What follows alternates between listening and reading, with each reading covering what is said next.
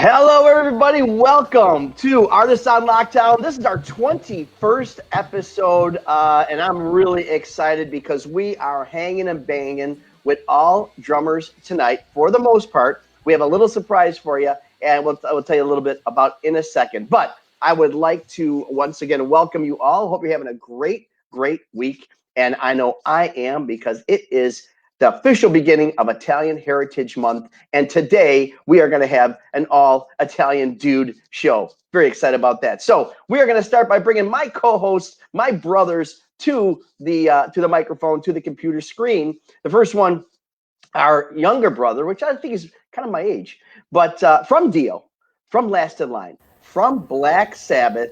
Again, my brother, Vinny Appice. How you doing, Vin? Good. Where's the meatballs? Italian Heritage Month. They're on the stove, brother. I'm just waiting for you to get here. That'll take a while. That'd be great. How you feeling, man? You're looking good. You look like you're rested. You look like you're having fun this week. You all right? Yeah. I get up early, then I take a nap, and then do what I got to do, and I'm doing all the internet stuff, so it's cool. Yeah, I know you and Carm had a little bit of a day today. Speaking of Carm, let's bring our older brother, but I mean our big brother, not older, big brother, the guy with the shirts, the guy with the muscles. Look at those freaking guns. Carmine Appice from Vanilla Fudge. What's up, buddy? How you doing, dude? I'm good. How was your week, man? My week was good. Today was awful. Today was terrible. Me and Vinny was up at 8 o'clock. I was up early as well, but not as early as him. We were on the tech support for like 4 hours. 4 hours. And at the end, we didn't get anything done. We went backwards. And then after Vinny left me, he didn't know this. I screwed up one of the tracks I was working on. Oops. It was on 48, and I moved it down to 44, and everyone, I can't get it back. I can't get it back. Yeah. You know, the only thing worse than a geek squad is a drummer squad, apparently. So, when it comes to IT, Not me. No, not me. I'm the man. He's the man. And how come you got so, I'm learning. Because we replaced everything but the original audio box, the sound interface. We replaced the second one, the wires, everything. And it still does the same thing. So we're going to exchange the first one. So, you know what I love? I mean, really, I got a younger brother. Rich and I have been doing this forever with the theater, just everything. He's in charge of all the production, and I do my thing. You guys are brothers, we know that, but you're still so involved with each other. So, you hear about these family relationships that are just, miles apart and not geographically. But you guys are still tighter than brothers. And all kidding, we do a lot of kidding on this show. All kidding aside, it really warms my heart. It really, really does. It makes me think actually, I put a virus on his computer to change the settings. So that's right. Messed us up. Yeah. So now I got to re-record all the drums or try and fit everything into the drums I already have.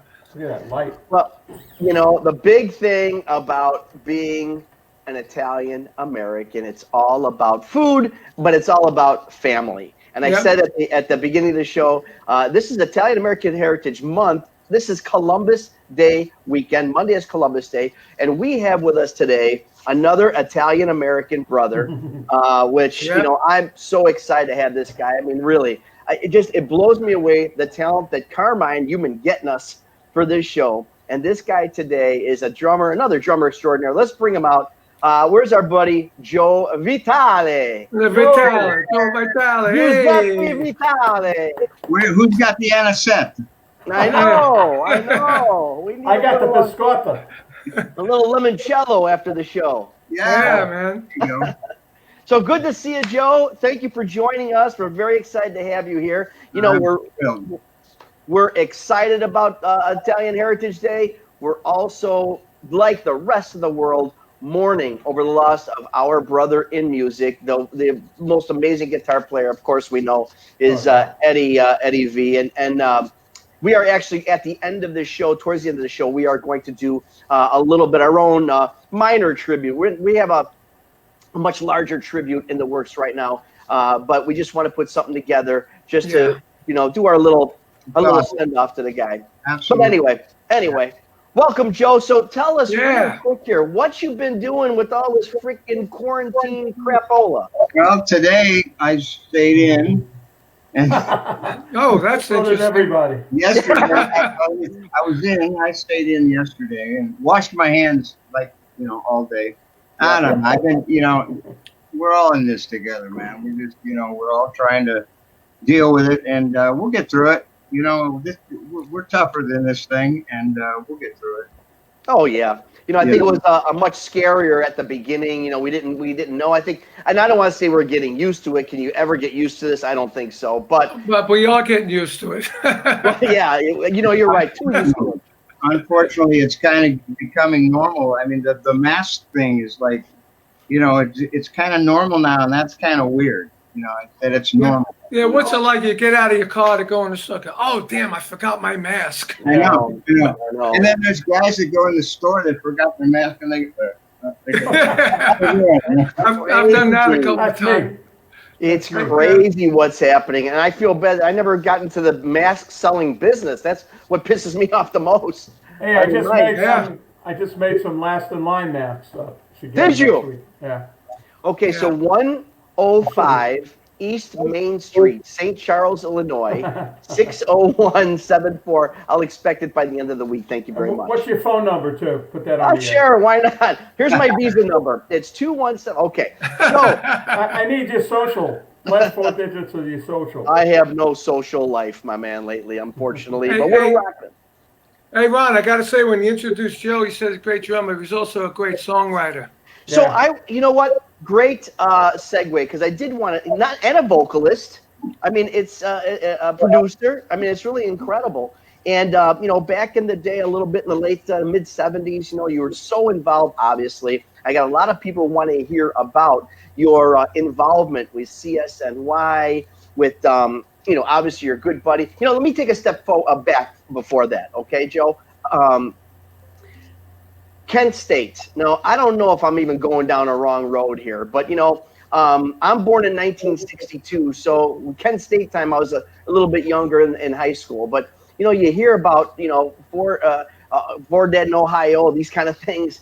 Can you tell me a little bit about that whole – you were there at the time of the Kent State shootings, right? I was there, yeah. Me and Joe Walsh, we were both there.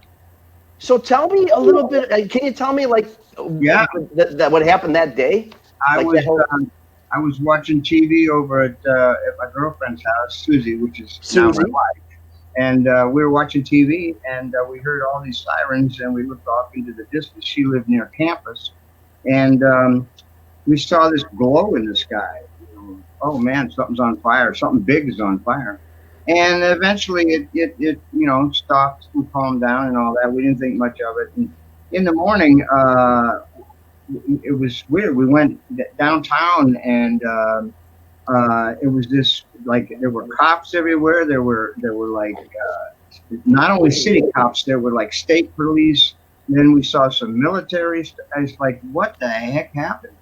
And that was the whole weekend. It escalated to where the tragedy happened, and to where we were under martial law.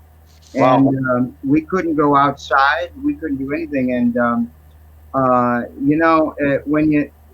the protest was pretty peaceful, and these agitators came down from Detroit. They were called the SDS, Students for a Democratic Society, and they were troublemakers. They didn't want to have peaceful demonstrations, and they came down and started breaking up the stuff. They were turning over cop cars. It's kind of like this month. It's weird how history repeats itself, right? Yeah. And so eventually we were under martial law, and of course it was on national news. Back then there was no internet, there were no cell phones around. Of course, my father called me and said, "Did you do this?" So anyway, I was, he thought I caused it all. But anyway, and it was a bizarre, because we were young, we were like kids, and see that go down with the kids getting shot and killed, and it was just a bad memory, just a tragic memory. And what was weird was that not too many years after that, here I am on a stage and I'm playing Ohio with CSNY, and it's like, wow, yeah, that was like, and so yeah, it was pretty bizarre. It was a bad time.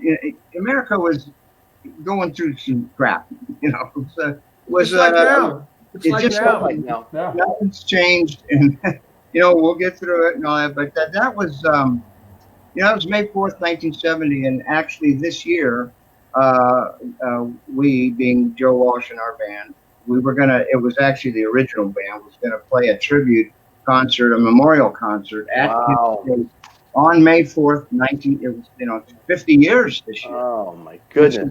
Kind of crazy. But so we were going to play, David Crosby was going to open, which made sense, and Chrissy Hine they were going to get, and because she's an Ohio person as well. Perfect. And so but that obviously around May the 1st, when things were getting bad, we were looking at like, we'll be okay by but I'm sorry, by April 1st we were going, by May 4th we'll be fine, and we weren't fine. So everything canceled. No way. That's terrible, man. The world was canceled, So. And that's what, that's again, a lot of, we talk about history repeating itself, and that's been a lot of the discussion about how we get out of this. You learn, hopefully we learn from history, and it's so, the dichotomy,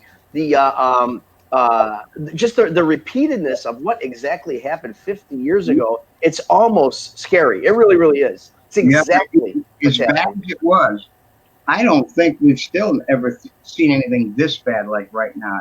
No, we've never had the country down. We've never seen anything like this. Exactly. Our whole life, and it's really rough on all of us because this is our life. We go out and play gigs, and we're all stuck. Everybody, it's rough on everybody. But there are people that will get in line.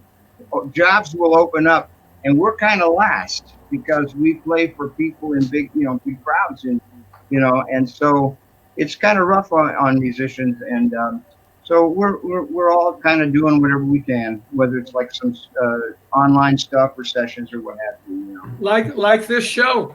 Like this show. This is the. So we wouldn't have been doing this.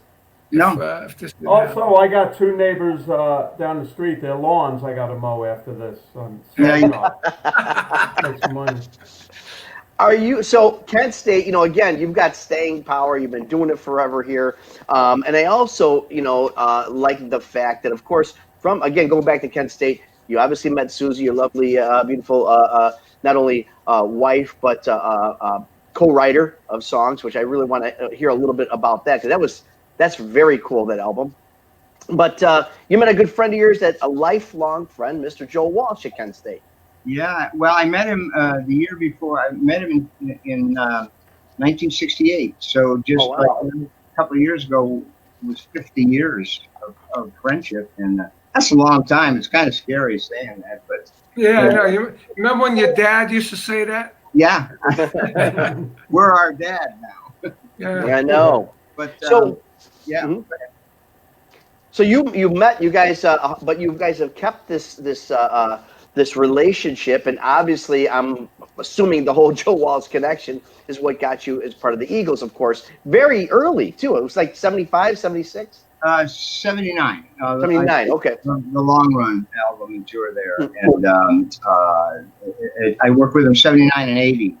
And then they had the big blow up and all gone. Yeah, weird. Well, I want to talk about that a little bit, because a guy who plays at my theater here on probably some years, twice a year sometimes, our good buddy Don Felder. Yep. That whole thing about Don. I mean, I've read about it. I've talked to him about it. About the separation. I still don't get it. I really don't understand what happened there. Those kind of things. They had there's a documentary called, it was the Eagles documentary. Mm-hmm. Really Eagles. And Glenn Fry, rest his soul, he pretty much tells it like it was. And what he said in that documentary is pretty much, I think it had been, you know how bands get, you know, we've all been there. Oh, yeah. Brewing and, you know, hey, why does he have more songs on the record than I do? And, you know, it's stupid, you know, it's because he's a better songwriter. It's that simple. It's simple. And so, you know, but I don't know. It wasn't one thing. It wasn't like a big blowout over one.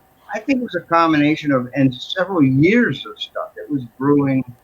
And eventually they had a blowout that night, and we were recording the live album that weekend, and it really sucked a bit, you know. And there's tapes out where we were recording the live album, so there was a recording truck, right? And the producer was Bill Simzik, who has been the Eagles producer, and he was running tape constantly. So when Glenn Fry introduced us all, he said, ladies and gentlemen, meet our drummer, Don Headley, say hello. And then off mic he'd go, and say goodbye. Oh, wow. And he introduced everybody, meet Joe Walsh, our lead guitar, and say goodbye. Really? He was pissed, you know, so, you know, but it's just, it's cool. You know, I mean, we all get that way sometimes, but and at the end, he used to introduce me last because I was a utility guy. I wasn't like, you know, and I'm like, he didn't get to me. I was like, aren't you going to fire me too? Oh, no way, no way.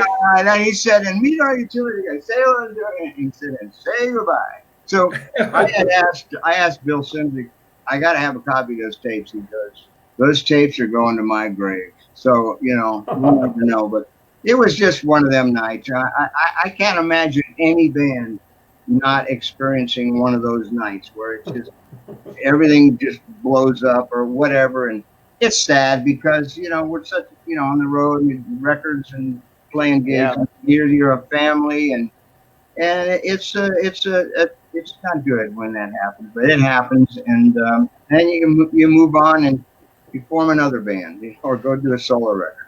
How much do you think, Joe, that the youthfulness of the band at the time had something to do with that versus, you know, we all get later on in life and we're all like, yeah, it's all cool, it's all good. But you're at that age where just everything, bothers. I think, you know, when you're like 30, 35 and you're a monster star like they were, you know, I guess you can take chances and go out on a limb a little bit because you're already a star, you're wealthy, you're a star, you're famous, and you got a whole, you know, you can go off and do your own thing, you know, so it kind of takes the fear away from, you know, spouting off, I guess.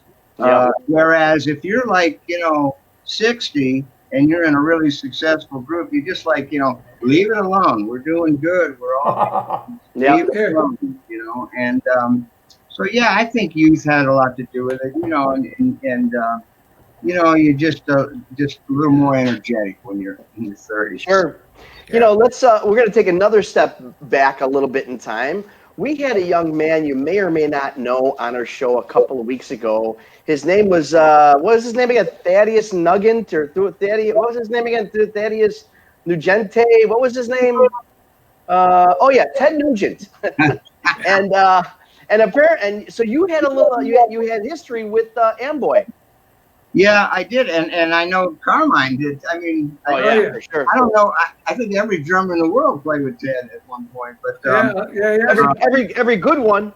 Yeah, you know that was a fun gig, and it was a good experience. And so back to Kent State, I was playing at one of the clubs at Kent State, and you know that it was famous for. There was a lot of musicians at Kent, and there was a lot of places to play. So, and Ted was up in Detroit.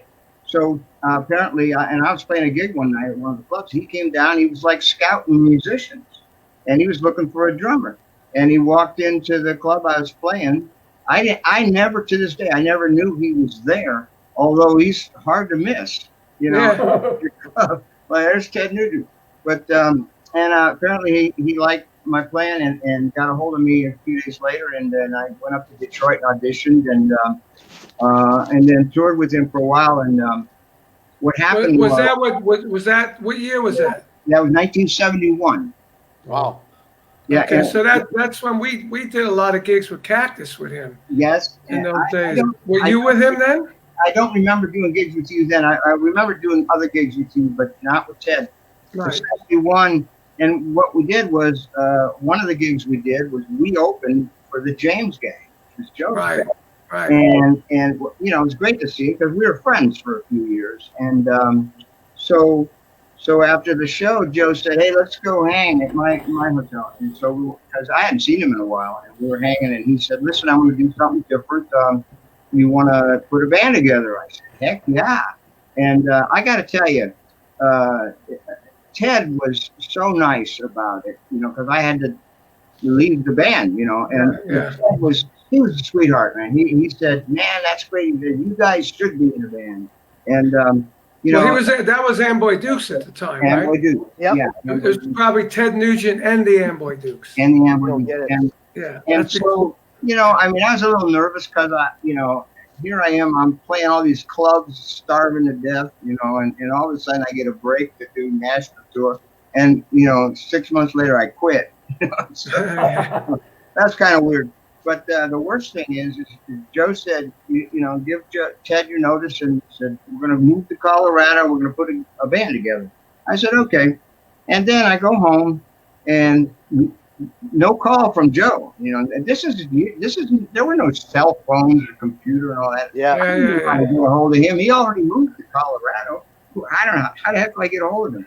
And so no call. I'm getting really pissed because I quit my first national tour band, and I'm not hearing from this guy. So he finally called me around Christmas, and he said, you know, "Why don't you plan on coming out to Colorado in January?" So in '72 January, that's when we started Barnstorm. Wow, you went in January, in winter. Yeah. Oh yeah. Oh. Yeah. And that's a funny. You remind me of something funny. I put all my drums. You know, back then you could show up at the airport with all your drums in case, fiber case. Oh, wow. Just fly them on the airplane. That's not even. You don't even think of that today. No. And so Right. I went up to the airport, put all my drums on the airplane, flew to Denver, and Joe and his neighbor had a van, so they picked me up. And Joe at the time lived in Netherland, Colorado. Oh yeah, I know that. 8,000 feet up in their Right. mountains, right? So It's Caribou Ranch. Caribou Ranch. Near Oh, there. where Chicago recorded. That's Yeah. right. And so we go up there. We park. You know, I'm tired. I've been traveling. We go into his house and we say, "Well, we'll get to the drums and everything in the morning." So in the morning, there's like 40 inches of snow fell. The van was buried. This was January. We didn't get the drums out of the van until March. Oh Oh, my God. And so what we did was those couple of months, he had a nice little studio room with keyboard and some guitars, and we sat and we wrote a bunch of stuff for the record. And so we took advantage of it and finally dug the drums out. And Caribou hadn't been finished yet, so we went out to the record plant in LA and started the record. But then by the time we got back, Caribou was up and running. And a lot of people don't know this, but the Barnstorm album we did, the very first one we did, that was the very first record ever recorded at Caribou. Wow. So did you We recorded DO #2, Last in Line, up there. Is that right? What Wow. year was that? That was 84. Oh yeah, they were well. And you had by then they had the bungalows and all the places. Yeah, we had the bungalows, the hotel. It was What killer a place. What What a place. Oh, Was Jimmy Garcio working with you? Yeah. Yeah. Jimmy Garcia, he owned it, and it was just a place where, you know, we went up there and we didn't get off that mountain for like 3 months because Oh, Why could would live you? There, they had little houses to live in, and they had you know, a mess hall for food. They had, you know, anything Yeah, you the chef. needed, yeah. and it was fantastic. So let's go to a little bit further on, and thank you for allowing us to go down this historic journey with you. But you know, you're and the thing about all you guys, you've played with so many people, so many great experiences, and I could talk your history for like 5 hours because it's just so much, so many, and you know, Carmine touched on it earlier, your songwriting prowess, and so You and Joe got together on a couple numbers, one really big one. Yeah, it turned into a pretty good song for us. Yeah. Rocky Mountain Way. Yeah. Oh, da, da, da. We played at Rock Camp all the time. Yeah, we played at Rock Camp. Everybody knows that song. So can you I mean, that is an iconic song, and there's a few levels to it, a few elements to it. Can you take me down the road of how you guys would write a song together? I mean, is it something you guys sit and go back and forth? Do you do a part, he does a part? I mean, how does that process, or how did that process work with Joe? Especially on that song. Joe was a big fan of Duane Allman's. And when Duane Allman passed, Joe really got his slide chops together. Because he really wanted to go, in honor of Duane Allman, he wanted to get really badass on the slide. And he did. He's really good.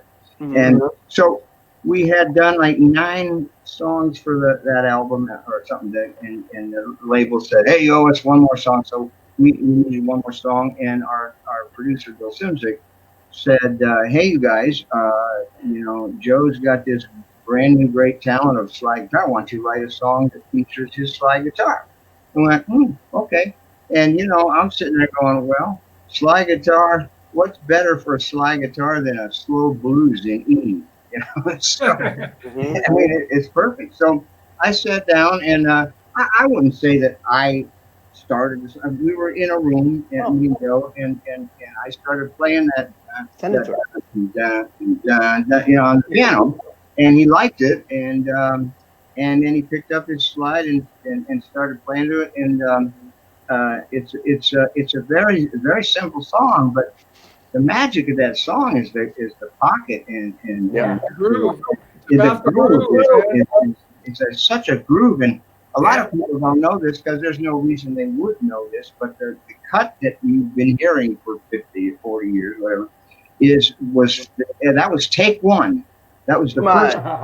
Nice. And you know why? It wasn't that we were so great. It was that song just played. It fell together, man. Yeah, it fell together, and once I didn't even have to count it off because Joe starts, and so when he started and we come in and we played it top to bottom. Now, obviously, the cut that we did in the studio, it goes for another couple of minutes that we faded. But we got off that song. We went in the control room and let's check it out, right? And we're listening to it, and halfway through it, we just looked at each other. We're done. That's it. Wow. Good. So you actually felt it. You looked at each other and you knew. Oh, you know. No, when you hear a few mistakes, you guys know all about this. Yeah, when you cut something, and you've done this many times, you play it back, and there's a couple little mistakes, but the pocket is so undeniable. You don't want to try to. You don't want to mess with it. No, you don't. You don't want to mess it up, and once you, and then you're going to try to obtain that pocket instead of magically firing it. And so we found that. I don't even know that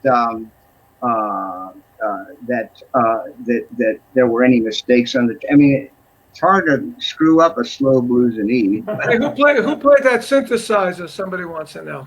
I did. I played the piano. Oh, you did? And synthesizer. Yeah. Nice. Wow. We cut it 3-piece. Me and Joe and Kenny Pastorelli played bass. And Kenny, wow.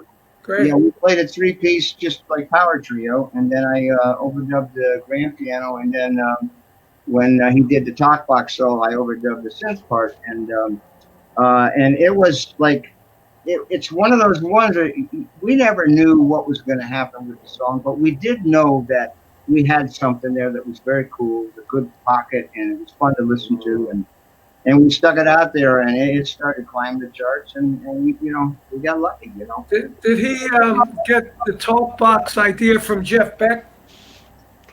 A lot of people ask me that question. They go, "Who started talk box? Was it Frampton? Was it that? I don't know. You know who it was? You know who it was? Who? Mike Panera. Wow. Mike Panera had the talk box. He gave it to me. I gave it to Jeff Beck, and we used it in '73 with Superstition. '72 with Superstition. We used it live. That's right. Did And Butterfly use it? Then I noticed other guys like Joe and Peter Frampton using it as well. You know. Um, Yeah. yeah. Danny Johnson calling. How do I get on? So 1973 was. Danny, what's up? Wait, Hey, how you doing? Hey, hang on. Hey, How you what's up, doing? Danny? Hey, Danny, how you doing? 2 large pizzas, please. It's You Carmine. see what I go through every week, Joe, with these two guys? It's hysterical. It really, really is. I sent you the link. I see. I knew it. Ben, mute this freaking sent guy. it Will to you you. please, Ben? I'll send it to you again. It's the guitar players. Oh my gosh. Tech, All drummers thing. So it's hey, Joe, happened before too with guitar players.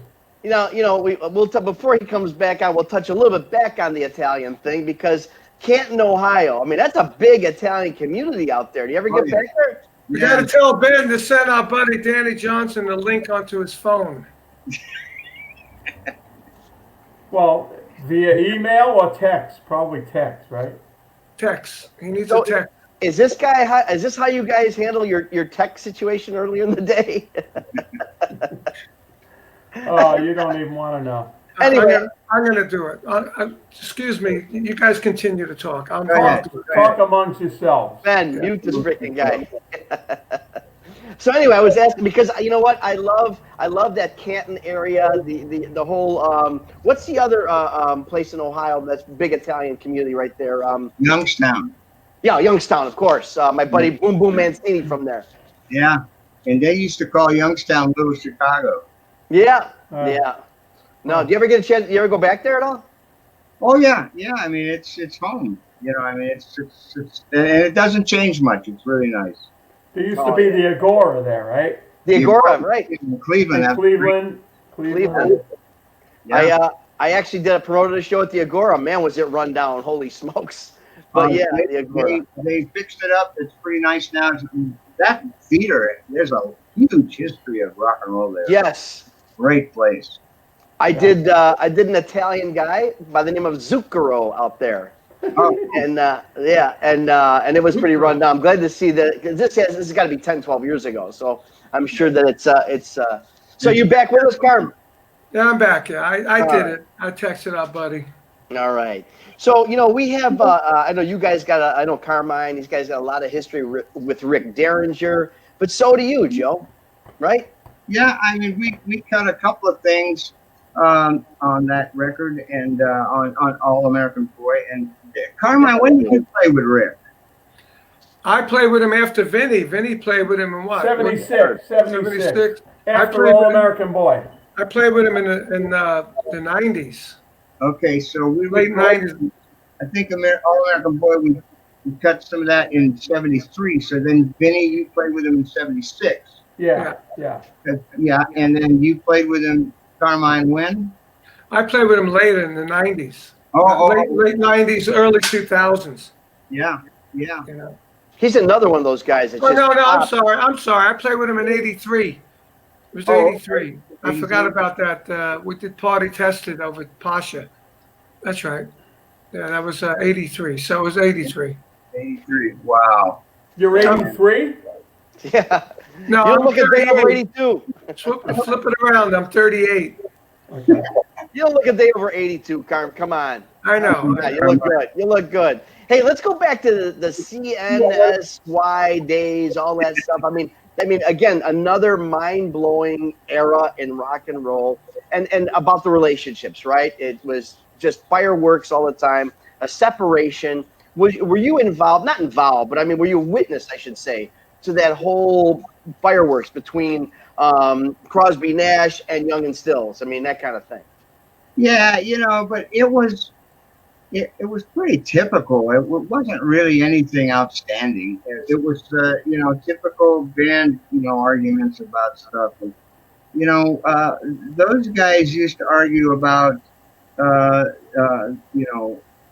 what parts you should sing or not sing or how to do what songs to do live. That was a big thing because their catalog was huge. And so Cross always wanted to do a couple of his tunes that were great songs, but they were kind of obscure on albums that, they weren't the hits or whatever. And Stephen was, wanting to do some of his solo record stuff that was not CSN, but Graham Nash was the guy he was the marketing guy. He goes, guys, we're CSN. We got to play CSN tunes. We got to play the hits. And he kept it in check like that. And thank God, because, the catalog was huge because they had all the CSN records, CSNY records. Each one of the guys had multiple solo records. Yeah, So right. it was a huge amount of material. And yet, if it says Crosby, Stills, and Nash on the marquee, that's what I learned that from the Eagles. Those guys, when you pay money to go see the Eagles, you're going to hear Eagles songs, the ones that you've heard on the radio for years. And it's fantastic. That's the way to do it. And it's like when I went to see Carmine, when I went to see the Fudge not too long ago. I couldn't wait. I was hearing one after another. All right, they're going to do that song and that song. And of course, you can always throw in an obscure tune or one that you really like or that shows off playing. What about the Rascals when you came to see the Rascals? I was playing with the Rascals. That was great. In the 1960s, and I think Liberty DeVito also said this on your show or something you guys were talking about. Everybody in the 1960s wanted every drummer, especially every Italian drummer. Yeah, right. Dino Danelli. From the East Coast. Dino Danelli. Right. He was so cool. He was so cool. He was the coolest. He was a great drummer, but he looked fantastic. Yep, he did. So all these years, so who gets to be Dino Danelli? Carmine. Carmine. So now we all want to be you, Carmine. Yeah, right. No, but I was so proud. You played your butt off on that. That was a great show. I love playing with that band because I loved all those songs. Yeah. It was right up my alley, rock, R&B rock. You lived those. Yeah, I lived those songs. And then, Gene got sick, and that was the end of it, I saw you guys, the show, right after Gene got sick.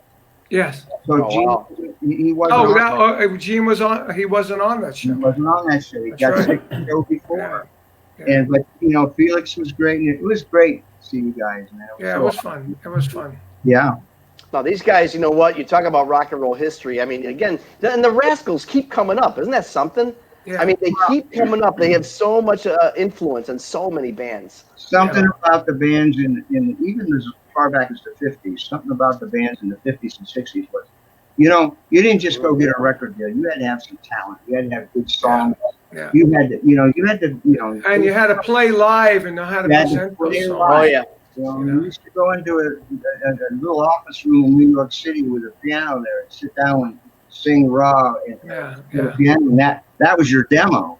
And nowadays it's very difficult. You have to bring stuff to a record. There's hardly any record companies left, but to bring something into a record company, it's got to be like a mastered, full-on recording. Oh yeah, and you got to have 500,000 views on YouTube and 250 Facebook members. I took a band up to Atlantic Records, and they told me that. I said, if we had that, what do we need you for? Right, exactly. Exactly. You got to bring pyro in too. Yeah, right. Into the office. Check out this song. Real quick here, Joe, I want to touch a little bit on, you've had, a couple, I believe 3 solo albums. Speaking in drums, though, I thought was a real interesting concept, and it was a family project, too. How did that come about, and where do those individual songs come from, the inspiration? Well, I write all the time. I write for a lot of different people, and once in a while, they don't like a song that I wrote for them, and I like it, so I put that on the shelf. And once you get 10 or 12 of those, you got an album. And but I write songs that are personal to me, whether they're for somebody or not. I try to keep them to a generic point, so other people can relate to them, and it's not too personal. There's some, of course, I write that are real personal, but basically, I write songs that are generic that anybody could kind of record, And so, but if they don't like them and they don't do them, that's fine with me. And if I get a collection of those, I got enough for an album. So, but that one in particular, that last one, I've been working on it for quite a while because I've been, like you guys, like Carmine and Vinny, we're busy. We don't always have time to not only write but get in there and record the thing, and Yeah, and mess up your tracks and like that when you're engineering, like I'm doing. Yeah. That's But what you had some help from your wife, your son. I mean, it was like a family affair, right? Yeah, my wife helps a lot on lyrics and stuff, and she's not a musician, but she's a professional listener. She knows a hit song. She's one of those that you just hears it, and you got to listen to those people. Do you have a studio in your house, Joe? I got enough of a demo room that because nowadays you can have a studio on a laptop. I know, it's crazy. So if you get a little keyboard and a laptop, you can do a ton of stuff. And as far as writing, of course, eventually you got to get to a place where you got a full-on drum kit and everything like that. But you can do so much with a laptop now. It's unbelievable. Yeah, it's crazy, isn't it? It's crazy, and there's no excuse for not people writing good songs today. Hey, how's your son doing? Your son's playing. My son is doing great. He just finished.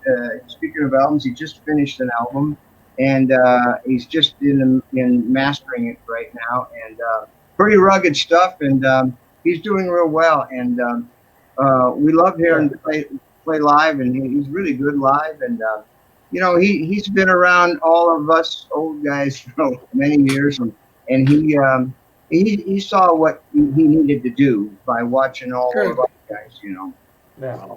Hey, we touched on it at the beginning of the show. Obviously, a very tough week in the music world. Johnny Nash, of course, another one of our great rock and rollers. I can see clearly now, but Eddie Van Halen, our buddy, is gone, and I know I don't want to say we saw it coming because we didn't know he was sick, but I don't think anybody really saw it coming this quick. And it's just a big, a terrible loss. And, we've got a couple of people we want to bring to the show, Joe, that are friends of ours. We got Danny. I think Danny Johnson's on the line, right, guys? I think Danny's here. There he is. Hey, Danny. Hey! You made it. Did you bring a pizza? Did you bring a pizza? Hey, Danny, welcome to the show, man, and we can't wait to talk to you about your career and all that kind of stuff. We're going to get you back on. In particular, tonight, though, we're calling some of our friends, you being one of them, of course, to give your experience. I know you've been working with Eddie as of late, and give us a little about how your experience with Eddie comes into play here. Well, it was years ago. My girlfriend at the time, before I remarried, Kelly from Shreveport. I can't pronounce her name, her maiden name. Oh, that's funny. But I just call her Kelly Mack. So she had a band, and Eddie had been checking her out with Valerie. Valerie was from Shreveport. And then that was a connection. And so we were over at Eddie's house, kind of house sitting for him. And I hadn't seen him in a long time. I met him years ago when I was with Vinny with Derringer at the Whiskey. Derringer again, yep. Yeah, Danny played with us. It was at the Whiskey. I think Carmine and Vinny were there. It was actually the night we had pulled out of the band, but we went to see Rick, and Eddie was backstage. But anyhow, so fast forward to he was interested in Kelly, and he heard some music coming out of the room. Her band was kind of dragging their feet, and they were not respecting the situation. And she asked me, "What do I do with the band?" And I told her, "Fire everybody, Oh, all right. Start over." And so I was in Alcatraz, and Eddie said, "Well, why don't you do something with Kelly?" I said, "I will." He said, "No, put a band and quit Alcatraz." I said, "Well, I don't want to quit Alcatraz." And he said, "Well, come to my beach house and talk to me this weekend." So they got me pretty drunk or something. And, I'm looking at dolphins jumping out of the water and gold albums and Eddie Van Halen and, "I'll take care of you, quit Alcatraz." I said, I'm done. I'm quit. Okay, what do we do now? So we did a record together back behind his house. He called his studio 5150. And then we did a tour with Van Halen all across America, and then we did another record with Eddie producing with Ted Templeman, and it kind of got those guys back together. And I don't know, I kind of felt like I was in the way because Ted Templeman kept saying he hadn't seen Eddie in so long. He's going, man, play something on the guitar, man, play it. And I'm like, oh my God, here, take it. I don't want to play anymore. So Eddie picks the guitar up, and just plays. He's the master. He's just untouchable. So it was kind of like Ted was like, wow, and I could tell that those guys were going to get going again, and they did some more records together. And I think later they used Andy Johns or something. But Yeah. I had talked to Eddie. We were texting. Oh, great picture. Actually, great. Look at that picture. Tell us about that picture, man. Yeah. Wow. Man, somebody did their homework. Yeah, I told you they got me drunk. Yeah, you look at it. Well, again, this is, look at that. There he is. Wow, what a great shot. And look what's in his mouth. Yeah. Cigarette. Yep. Good. That's what got him, man. Cigarettes. Yep. Yeah, and food. Terrible. I'll tell man. you, he said Nice to me, one. Yeah, we actually went to AAs together, and we were coming home one night, and I was had a problem with drugs, and his thing was alcohol. His daddy died early, like at 53 or something, and he had a Oh, fear really? of dying. And Wow. he just said life is a beach. He just liked having a good time, just like all of us. But there comes a limit. We're at the age where do you want to have a good time or do you want to live? I had no idea this would happen. I don't think the cancer is really related to that, unless maybe it is the cigarette. Well, it's related probably to the smoking, Oh, for sure. It's got to be. I mean, when we talked to him, he seemed to be a little bit in denial about all that. I texted him. I said, "Are you okay?" Because we're hearing a lot of rumors. We were hearing he had cancer, and he said, "Oh, I'm okay. It's just Dave Roth has spread some nasty rumors and stuff," which Dave Roth seems to be pretty good at doing that. Although he seems to be very minding his manners right now because this is a very serious thing. yeah, But for sure. God love him. I mean, he was such a great guy, and he loved Carmine and Vinny, and he talked about them, and he was just like one of the family. Mike, I got some quick stories with Eddie for me. I remember I was telling Eddie because they were really big Cactus fans. Eruption was like the beginning of one of our songs that Cactus did called "Let Me Swim." I could hear that in their music. Right, Yeah. and then Hot for Teacher was like Parchment Farm. So who's ripping something up? Is that you, Ron? We lost Ron. Ah, I know what you did. You pulled that up. Now it's Eddie. What are you Van talking about? Halen. What are you talking about? At the church. Yeah, so I was talking to Eddie on the phone. I remember distinctly. I was in the kitchen of my house in Valencia, and I said to Eddie, "Yeah, we're doing a Vanilla Fudge reunion." And Eddie goes, "Fuck that! You got to do a Cactus reunion, man." And he started raving to me about how we should do a Cactus instead of Vanilla Fudge. And I knew he was into Cactus because so was Alex, because when I hung out with them, they told me, and Alex told me when they did Hot for Teacher, the template was Parchment Farm, and I used to hang out at the studio at the house. That house was a huge house right, Danny? How huge was that house? Yeah, it was big. Yeah, he actually, I don't know if the big one was there when we recorded, but he built another one. But it was a great situation, and it was gated, and there was always people up at the gates. And I said to him one time, these people keep asking me questions up at gates. They holler at me and come here, I want to talk to you. And they start asking me questions. What am I supposed to do? He said, don't talk to them. Stay away from them. There was like people there all the time, like wanting to know, is Eddie fighting with Valerie? And, it's like, stay out of it, man. Wow, mind your manners, Danny. So you really got involved in this stuff. You were witness to real personal stuff. Well, for 2 years, because Eddie was kind of a one-man guy, you know. And his brother is more of a one-band guy. I don't think his brother even wanted to working with us, but I love his brother. I respect him. His brother is older, and his brother, in a way, is sort of the leader, but Eddie's sort of the creative fire and everything. Yeah. So Eddie was really hands-on with us. I think the problem was his brother wanted him to concentrate on Van Halen, and he had just done Sammy Hager's first solo album. And I remember I said, "How's that going?" He was producing it. He goes, "Oh, it sucks." I go, "What's wrong with it?" He goes, "It's a bunch of bar chords on the one." He likes to play on the anthem. It's a bunch of bar chords playing on the one. Yeah. He likes to go 1, 2, 3, 4, and I mean, the Appices understand that. Yeah, absolutely, absolutely.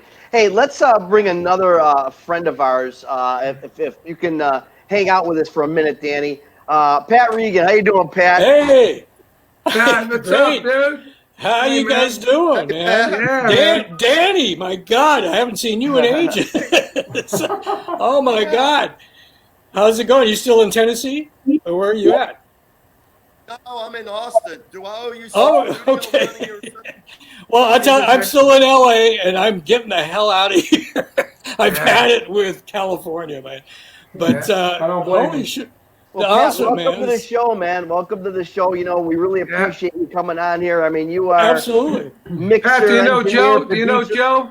You know Joe? I don't know Joe. I know who he is, and I'm a big fan of Joe. I've never met Joe, but let me tell Joe who you are. Awesome. Pat is an engineer that I work with on my Guitar Zeus, on Vanilla Fudge, on just a lot of stuff. And he was almost involved in that album that Danny was just talking about. Oh. Eddie. So he hung out with Eddie as well back in the day. Well, we were. I mean, I'm actually Richie Blackmore's producer, and I've been working with Richie for 27 years. And we just released the latest record this week, actually. So, but yeah, no. I mean, Danny. I mean, we kind of go. Interestingly enough, we actually did a record together. Mm-hmm. Yeah, we listen. Me because my. There we go. Can you hear me? Yeah, I got you. Yeah. Oh, okay. Because my A&R supervisor at Warner Brothers was Roberta Peterson, who is Ted Templeman's sister. Right. And and Eddie, he got actually a hold of some of our demos, or basically the songs we were recording at the time. Because we actually did those two records about the same time period. I think it was the late 80s or whatever. When did Private Life come out? Was that 89 or something like that, or somewhere in the 80s? It was late 80s, whatever. But the fact is that Eddie heard the demos or the tracks we were doing at my studio, which I had in Hollywood Boulevard, as a matter of fact, and he was like really impressed. Roberta apparently turned him on to me, and Eddie gave me a call out of nowhere, even though I'd met Eddie before, because we used to play the Starwood all the time in Hollywood. And I actually kind of ran into him a couple of times. I had no idea the guy was a keyboard player originally. That's how he really kind of started his musical career. Right, he only plays in D. Well, the easiest key, yeah, exactly. Yeah. But the fact, because I'm a keyboard player, and the fact is I had this ridiculously huge keyboard set up with the band. We were like the Starwood's house band for a long time. And we would play periodically, and he would come in, and he would see the band, and they would play the Starwood. And he was fascinated by my keyboard setup, which was this ridiculously huge thing, because you'd have to have a bunch of synthesizers to play polyphonically back then. But the fact is, I just found that really kind of fascinating, and then I didn't realize that that's how he actually started his musical career. Is keyboards, and then he actually evolved into guitar. Exactly. Yeah, he started. I think he was classically trained at like 14 or something like that. Yeah, exactly. And then he picked up totally. I mean, the man was amazing. I really. Yeah. But he called me up and he wanted me to engineer the Private Life record, as a matter of fact. And we had some really good chats. I mean, the guy came off like I'd known him for years. It was really kind of he's such a sort of just a natural. I mean, he was just an easygoing guy, really easy to talk to, and we had some really kind of good chats as far as equipment and gear and all that kind of stuff. And I wish to God, I actually didn't get the gig to do Private Life. I wish to God I did, because I would have loved a chance to work with a guy. Because I mean, I thought the guy was just amazing, you know. But the problem is management. They kind of chimed in and they said, no, it's a conflict of interest. You can't do this. And in fact, the record I was doing at the time was with Warner Brothers, and it was a chick singer who sounded like Ann Wilson. And we were on Warner's. You remember that? It was Harlow. That was the name of the band. And it was a great band. Yeah, and the fact is that they were kind of doing the same thing. So they actually moved us off of Warner Brothers to Reprise because of that, because they thought it was going to be a conflict of interest, you know. And at least, I mean, I think you guys got a chance to do a second record. I think Teresa, our singer, it was just basically me and her. That was the band. And she actually ended up getting a little bit of writer's block, and we never ended up doing a second record, unfortunately, because the first one was great.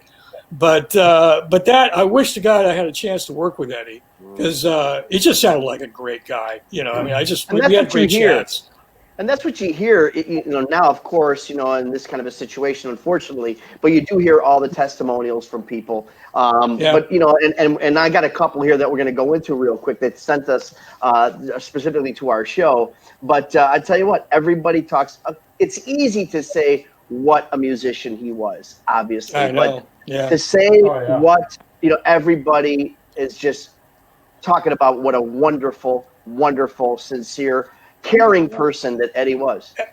Absolutely. And the thing that, you know, I know they had their problems with the band and David and so forth, you know, I can't imagine why. That's got to be, frankly. but we all know that's David. That's David. It's got to be David. Exactly. You know, because the guy, I mean, I don't know how could anybody not get along with Eddie? You know, the guy was such a cool guy, you know. And, you know, Gene Simmons, I worked with Gene and Paul over the years. I did a lot of Kiss stuff. And Gene, well, he claims, and I'm assuming it's true, he discovered Van Halen. I mean, I haven't spoken to Van Halen. Exactly. Well, this is before. Wait a minute. Vinny, didn't you guys go see Van Halen with Derringer or something in a club?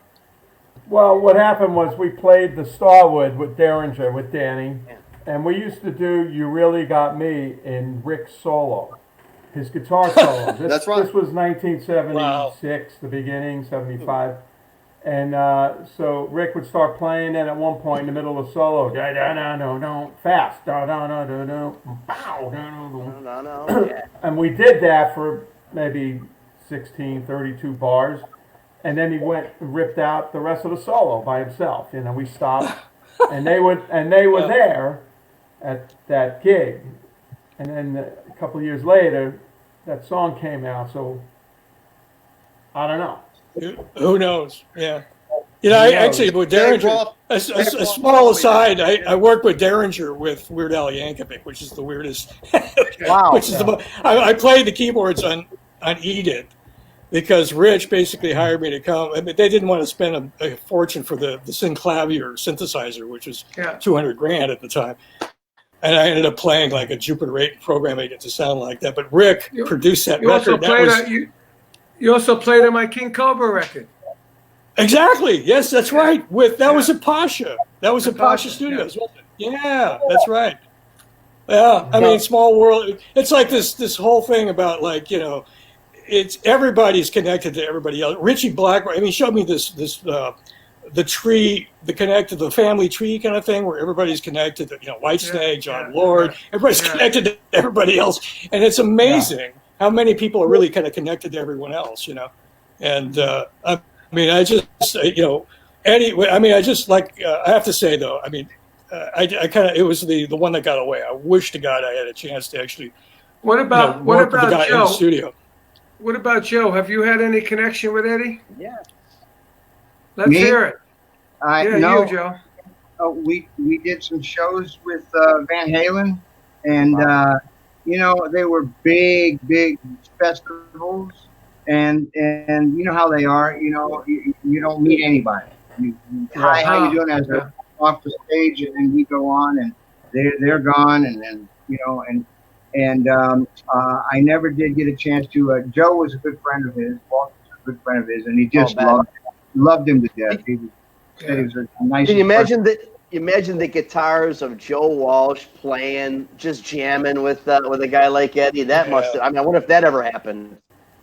Yeah, I wish it would have. I don't know that it did, but he really loved him, and he really respected his playing, and he thought that he was like, he invented a whole brand new way of playing the guitar.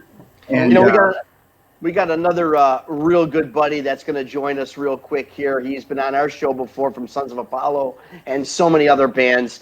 Derek Sherinian's back with us. Hey, Derek. Hey, Derek. Hey. What's up, guys? Good to see you, man. Awesome. Sorry to see you under such sad circumstances. What a shame, huh? Fuck. Yeah. Well, I think Eddie, knowing who Eddie was and what a wonderful individual he was, I think he would somewhat get a kick out of the fact that this situation is causing like us to come together and the music world coming together in a time that's so, horrible, so challenging right now. Yeah. But we're all coming together because of him. So I think in some kind of way, I think absolutely. I think it's good. I was very happy to see he's getting really the proper coverage in all the major media, in all the news. He's getting his nice montage in LA Times, New York Times, as he should, he's a fucking big deal. He's an icon. And radio station, and radio. Yeah. Radio playing Van Halen all the time. All the time. And like billboards on all the arenas have the stripes on the huge screens, and he's really getting honored as he should, and that really makes me happy. Great. Yeah. So what is your go ahead, I'm sorry. No, I was just going to say, it's amazing how timeless the music really is. It really holds up now as it did back then. It's really amazing. Well, go ahead. Really I don't want to interrupt. It's like vanilla fudge. Yes, there you go. There you go. So, Derek, tell me a little bit about your connection with Eddie. Your experience, or your. Look at that. That's a great shot.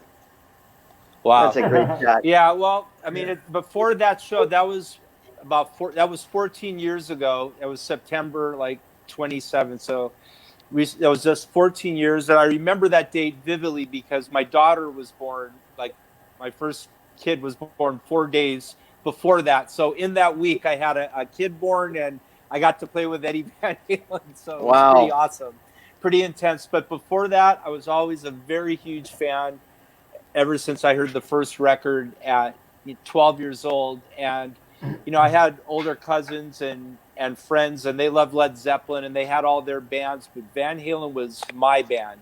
It wasn't my older cousin's band. It was like I was there from the ground floor. And it just, when I heard Eruption or Running with the Devil going into Eruption, it changed my life. And just hearing how he sounded so different than all the other guitar players. And it really just made me realize that it's more than just playing the instrument. You can really put your personality into your instrument and have a unique sound so people can identify it after one or two notes. And I always wanted to be that kind of player. Even though it's on keyboards, I wanted to have that same type of audacity and fire as Van Halen, the way he played. It's just an attitude. Yeah. Derek, Pat. Derek. So what happened? So later. So good one. So what happened later on in fast forward. Eddie was having this party up at his house, and my friend Stephanie Dika, who you've been on this show, had a band called the Star Effers that played on Sunset Strip, and Van Halen's wife now, it was girlfriend at the time, saw the band and said, this would be the perfect band to play this party. And so my friend Stefan knew how big of a Van Halen fan I was, so he goes, Derek, you got to play on this gig. And so that was it, man. That was my in. And so we did a full day of rehearsal up at his house the day before the party, and then the actual party. And we played 4 or 5 songs. And it was killer, man. What a surreal... it was a really surreal moment, just like being with him in person. And listening to his stories, and he brought me up to the studio, me and Brian Tishy, and we snuck up there for like 30 minutes, and he showed us like all the different rooms, and it was all the old just gear. awesome, man.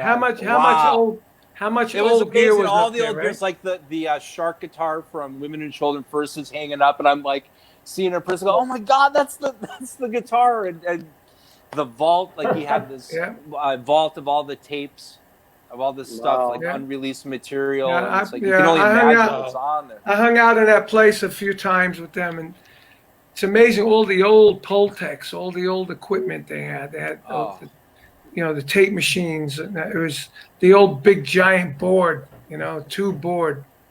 Awesome. Yeah. And Alex's drums in a glass room by itself. Wow. That's amazing. Was it like a guest house that was converted, or? Yeah, it was a big guest house. Yeah. It was some kind of do it, man. some kind of. That's. Derek. I remember Eddie was really good about. He was really good about helping other musicians. Yeah. That's what a he lot of seemed people like say. I mean, I never, besides that one experience, I never hung out with him besides that, but I mean, I know a lot of people that are friends, like Lukather is really good friends with him, and Zach is tight with him, and he just seems like a real sweet guy. Just a giving guy. Giving very generous. Yeah, I got another funny little story, right?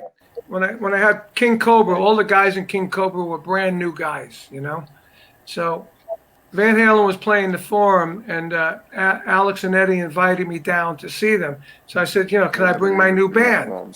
And they said, yeah, we could bring the new band. So I get the new band together, and I say to them, I said, listen, now you guys are recording with Capitol Records. We got an album coming out. You're going to see Van Halen backstage. Don't act like funny little kid fans. You're like peers now. This is your peers, So they said, okay. That picture was done. Great Look at Bruce shot. Gary. Great. Bruce Gary. Yeah, both of those guys are gone now. That was at the Whiskey, backstage at the Whiskey when I played there. That's during the prime. What year is that? That looks like 78, 79. That was 1980, actually. Yep. It looks like it. Look at the hair. Look at the hair. I played. My band had Vinny Vincent in it at the time, and Eddie came down to see it, and Alex. They all came down. But anyway, so we got to the gig. We're in the Forum. We walked backstage, and I said, "Remember, be cool." And what did these guys do? They walk in and they went, "Can I have your autograph?" And they started flipping out. I said, "Oh man, I was so embarrassed." But Carmine, those guys, I mean, even though as huge as Van Halen was at the time, they must have looked at you. I mean, you must have been their hero before that. Of Cactus. Oh yeah, they were big Cactus. They were big Cactus fans. They had that fanboy attitude towards you, I'm sure, when they first met you. They were really cool when I first met them, when they first started out. And I didn't realize that Eruption sort of was influenced by a song that we did with Cactus called Let Me Swim. If you listen That's to right, you pointed that out before. No, the boom, bam, bam, bam, bam, bam, bam, same thing. And Eddie told me, they said, yeah, we kind of lifted that from you guys. And Alex told me that Parchment Farm was the template for their Hot for Teacher. And then there's another part of a couple other songs they did with Sammy that had, like Cactus songs in it. And so I knew they were very big Cactus fans, and I loved them for it, because they were very honest about it, They're very honest about it. Derek, I got a question for you. You obviously played with him, and, Pat brought up a really cool fun fact earlier about how Eddie actually started out with keys and, piano and all that kind of the keyboards. So when you worked with him and he was playing the guitar, especially that one particular picture that we saw, it looked like, he was kind of working with you, he had the guitar and you with the keys. Did you feel that he had a little bit better of an understanding musically with you, a connection, because of his keyboard history? Oh, I don't think so. I think he's just such a great musician that it's just you don't even think of it like that. Yeah. It's just he's so musical.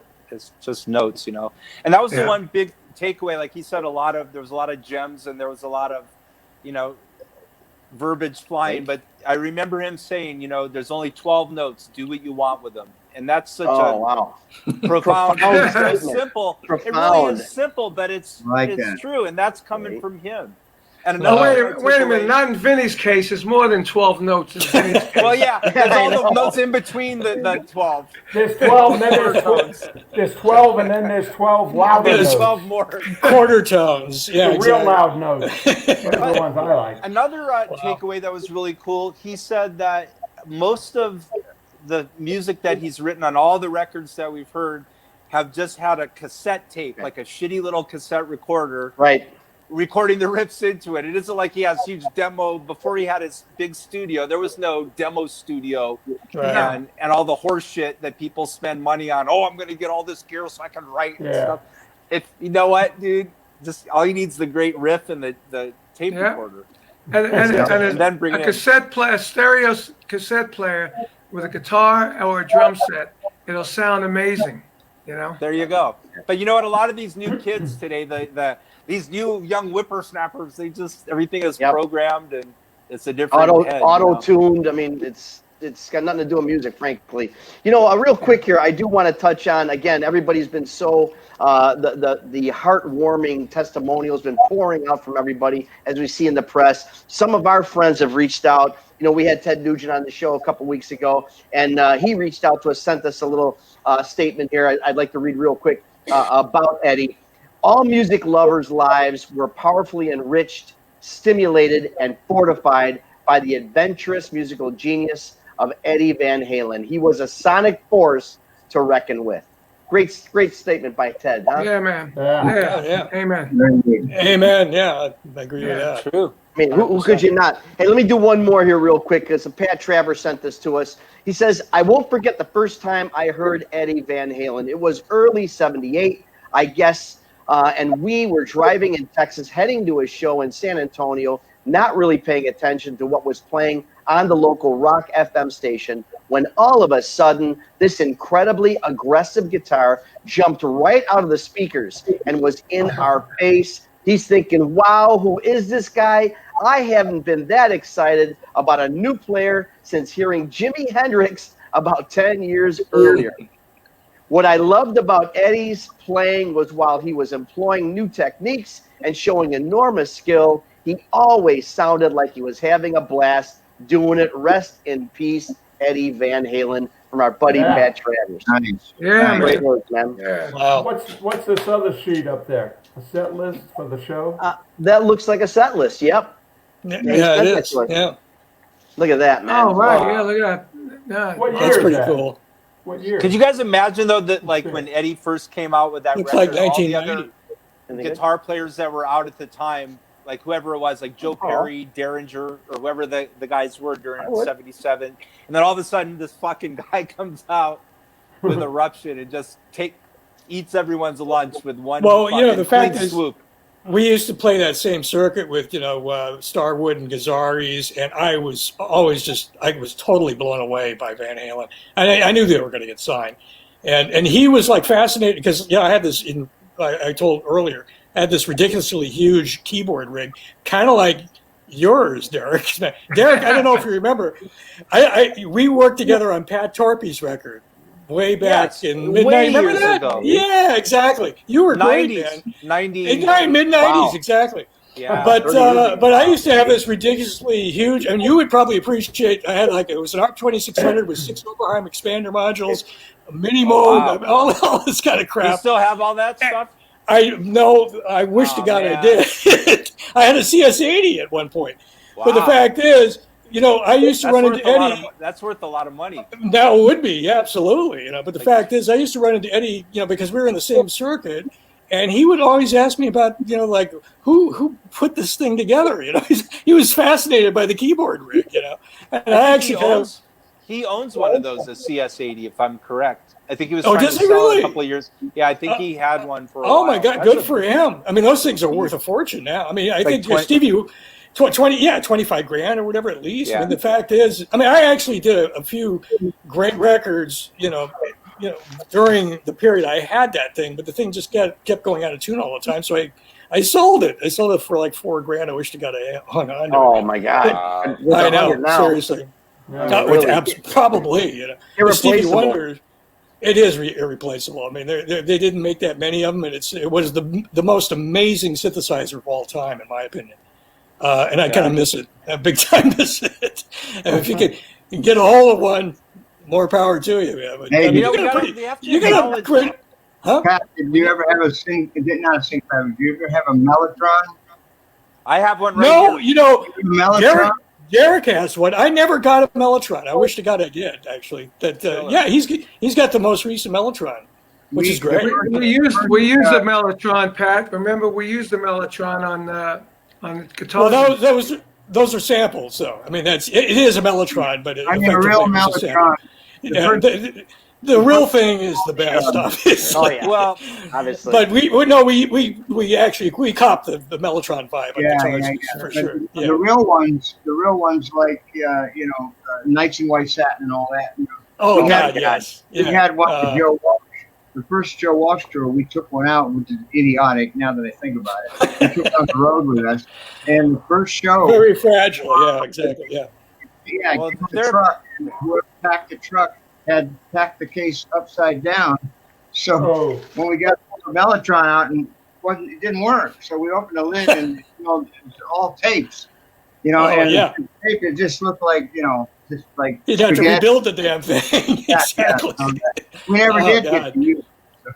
The original Mellotrons are awesome, but as you said, they're very temperamental and they're a pain in the ass. Like I've used them a few times in the studio, and it's always like there's always a bad few notes. So what they have now is this new Mellotron. This guy in Sweden, Marcus. Those are the best. That's the best one. He bought the patent for Mellotron and Chamberlain, so he has all the original tapes, and he sampled them at the highest like fidelity analog or whatever. And so this digital Mellotron is digital, but it has every sound in it, every tape, and you can hear it back, and you don't know the difference. I mean, it's insane. It's great, and you bring it out live. It's no problem. I mean, that's cool, and it's always in tune. There's no dive. Hey, Derek, not to change the subject here, but I love Wait, let's go to Derek's picture here, Ben. Put him in the center real quick. So the Sons of Apollo logo, was that always there? Last time we spoke to you, that's freaking. I think so. Yeah, no, that was there. It's the backdrop from the first tour. Oh, there you go. I just happened to. We miss Sons of Apollo. I'm telling you. We're going nuts over here at the Arcada. Fuck.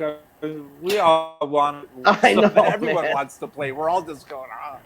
I know. Hey, sucks. Hopefully soon. Hey, we got one more real quick here, guys. If I can beg your patience for a second, because we got another testimonial from another really good friend of all of ours, and definitely at this show, from Bumblefoot, Ronnie Thal. Send this to us. It says about Eddie. Yep. Look at that freaking picture. Holy smokes. And that is really him. That's not fake flames. That's really him. Wow. Eddie was the game changer, from the brown sound guitar tone to the originality of his style, to the guitar's role and delivery in songs and on albums, to his stage presence. No other guitarist was ever as innovative in so many ways. He inspired generations of guitarists and bands and raised the bar for all. For me, it was hearing the intro to Mean Street at age 12. It truly changed my life. Eddie was one of a kind, and we're all blessed to have experienced his magic. Sending my deepest sympathies and lots of love to the Van Halen family and his loved ones, from Ronnie Thal, Bumblefoot. Another good guy, man. I tell you, these are just pouring in. Pouring in. Cool. And like as you said, Derek, it's just it's really right, the attention that Eddie is getting right now, and will continue, of course. It just feels right. You guys, what can we say? This has been just an amazing show. I got to thank all our guests. Just incredible. I'm going to spend more time thanking our guests than the show itself. We had so many. Wait, before we go, Ron. Hold on. Wait. Joe has a little surprise to do that. Name that beat. Oh, do a name that beat.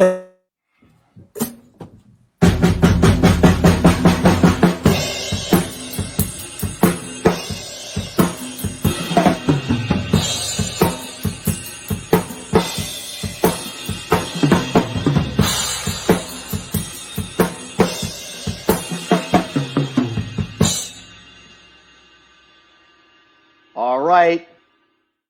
Our guests, who knows what that beat was? Who can chime in and knows what Joe Vitale? Let's Go get Drum.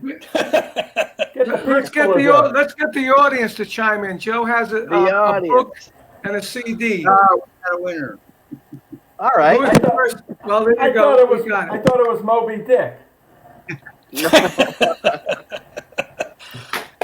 All right. So, Al, okay, so they're guessing Rocky Mountain Way. They're guessing right. They're right. Guessing, Yep. They're right. Al Percoco was the first one. Big Al. Congratulations, Al. Thank you, Al. Joe, real quick, tell us about the book that we're going to send Al. It's a book called Backstage Pass, and it's 300 and plus pages of absolute insane hilarity, and 750 pictures of all the bands you love. Well, hope you send two. One out this way out in St. Charles. You guys, thank you so much. Danny Johnson for being with us. Pat Reagan, thank you very much for being with us. Derek Sherinian, everybody. It was a pleasure. Thank you, Pat. Thank you so much. Thank you, Danny. You got it, man. Vinny, I'm going to call you. See you guys. God bless. No, Eddie Van Halen. no. Everybody, real quick here, you got to like, you got to share, you got to tell your friends about Artie. I got to go mow the lawn. I got to go mow the few lawns here. Okay. Well, it's better than when you're normally delivering pizza. So, Vinny That's Appice, tomorrow. Yeah, it's Carmine not dark Appice. out there, Vinny. Thank you very much, guys. Stay safe. Bye, you guys. Good night, Stay safe, everybody. guys. Stay healthy. Safe, Take everybody. care. Bye. All right. Bye.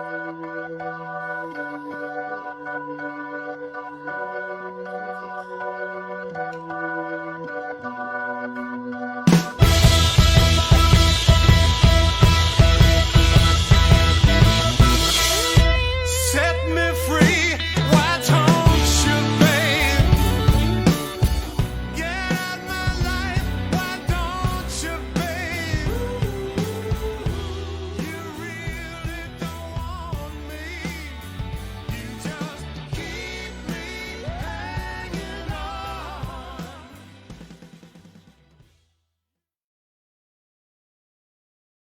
I still got the